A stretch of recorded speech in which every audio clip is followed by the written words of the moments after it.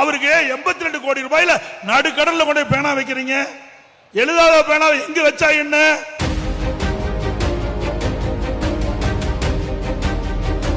திரு கருணாநிதி குடும்பத்திற்கு அறக்கட்டளை இருக்குது. அந்த அறக்கட்டளையில ஆயிரக்கணக்கான கோடி பணம் இருக்குது. அதுல இருந்து நீங்க அந்த நிதி எடுத்து செலவு செய்யலாமே.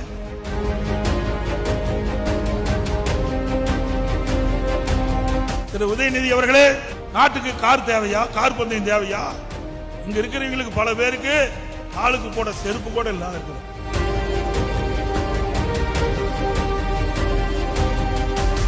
அப்பா மகனை புகழ்ந்து பேசுறான், மகன் அப்பா புகழ்ந்து பேசுறான்.